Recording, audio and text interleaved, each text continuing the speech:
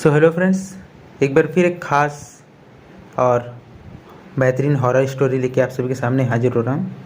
तो आज जानते हैं हम एक ऐसे गांव के बारे में जहां कुछ ऐसा हुआ इन दो परिवारों के बीच कि सब कुछ तबाह हो गया और उनके चलते पूरा गांव भी तबाह हो गया।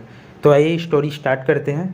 तो ये गांव में क्या होता है, दो फैमिली रहते हैं, दोनों आसपास ही रहते हैं, पड़ोसी रहते हैं। और उन दोनों के घर के पास, घर में आप सबको पता होगा कि लड़की लड़का का भी क्या चल रहा है, सीजन है ना।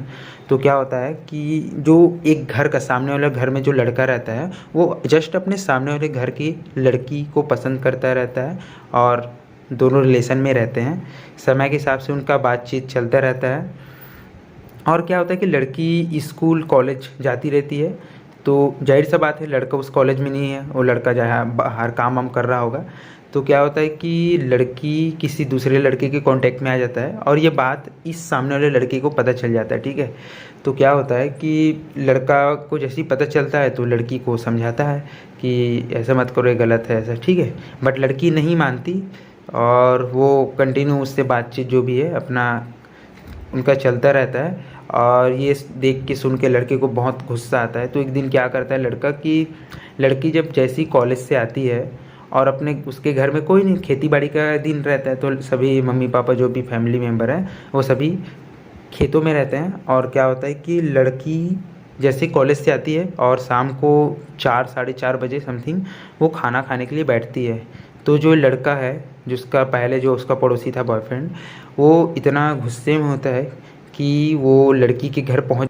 जब लड़की खाना खा रही होती है तो लड़का पीछे से आता है और उसका गला पकड़ लेता है और उसके चलते लड़की का मौत भी हो जाता है। और लड़का क्या करता है, इसको मौत ना दिखे करके लड़की को उसी के घर में कपड़े के थ्रू ऊपर फांसी के फंदे में टांग के भाग जाता है। और लड़की का दिमाग देखिए कि वो जाता है और लड़की का खून करने के बाद वो तुरंत घर से निकल तुरंत तालाब जाता है और लड़का जो है तालाब में बाकायदा नहाता है। ठीक है, और कपड़ा धोने के बाद और वो लड़का अपने गांव से भाग जाता है। तो फिर क्या होता है कि इधर शाम होता है तो लड़की के फैमिली जो है, मम्मी पापा खेत से आते हैं और लड़की का वो हाल देख के मम्मी तो सदमे में ही चली जाती है। लड़की का मम्मी जो है वो सदमे में चली जाती हैं और उनके जो पापा है वो रोते हुए चिल्लाते हुए अपने घर से बाहर आते हैं। और उन्हें सभी जो आसपास के लोग हैं 15-20 लोग वो देखते रहते हैं। फिर उनको क्या लगता है कि वो आते हैं पास और देखते हैं कि घर के अंदर उनकी बेटी जो है, जो इंसान जो रो रहा है, उनकी बेटी फांसी के फंदे पे है।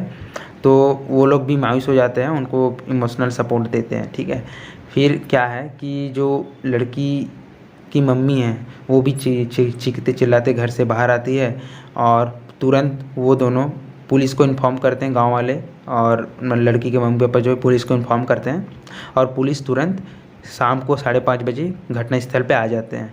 तो वो देखते हैं तो उनको पता तो चली जाता है कि ये तो मर्डर केस है। और तुरंत वो क्या करते हैं कि रिपोर्ट वगैरह जो भी है अपना वो वहाँ पे देखते हैं, जांच। और उसके अगले दिन नेक्स्ट डे क्या होता है, जो पुलिस वाले हैं वो अपना, अब केस तो सॉल्व नहीं हुआ तो क्या करते हैं, अपना जो पुलिस का जो डॉग्स रहते हैं ना, पुलिस का डॉग जो केस को सॉल्व करने में हेल्प करता है, उसको लेके आते हैं। ये रियल बेस घटना है दोस्तों। ठीक है, उस टाइम मैं भी क्या बोला, अभी स्कूल के टाइम में ही रहता है, मैं था, उतना पुराना घटना है। तो पुलिस जो है डॉग को लेके आता है और विद द 2-3 घंटे के अंदर डॉग जो है आदमी को ढूंढ लेता है, कपड़ों को ढूंढ लेता है, क्या क्या कैसे किया मर्डर के बाद वो देख लेता है। मतलब जो सूंघ का है उनका पावर रहता है ना डॉग्स का, तो वो कर लेते हैं और फाइनली उसको पकड़ लेता है। क्या था, लड़की को पकड़ने के बाद डायरेक्ट उसको जेल में रिपोर्ट करके जेल में डाल देते हैं। और उसके बाद से लड़की को तो सज़ा मिल ही जाता है और समय के हिसाब से समय बीतता जाता है।